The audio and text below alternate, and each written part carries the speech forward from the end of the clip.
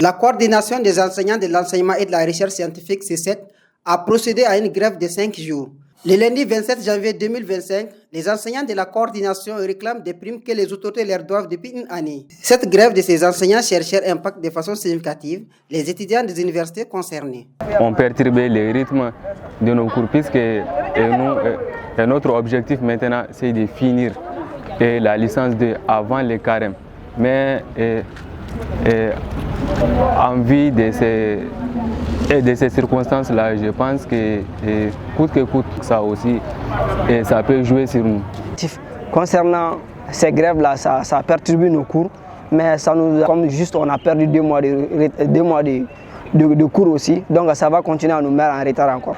Donc nos réactions, quand même on est contre ces grèves-là, ça nous empêche de continuer nos études. Dans cette université, les étudiants s'organisent et mènent des exercices afin d'éviter les impacts négatifs de la grève.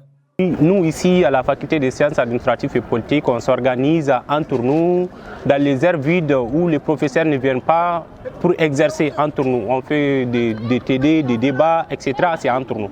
Donc, c'est notre celle, c'est les impacts négatifs. Vraiment, les actions des étudiants face à ces grèves sont énormes parce que certains étudiants ont du mal à comprendre des cours. Ils ont besoin vraiment que le professeur les assiste.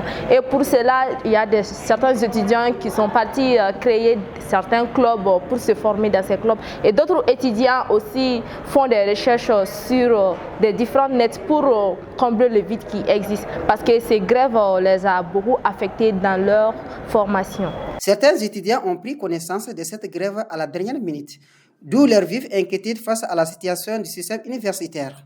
Voilà, on n'est pas content parce qu'on était tous contents que dans peu de temps, on va finir.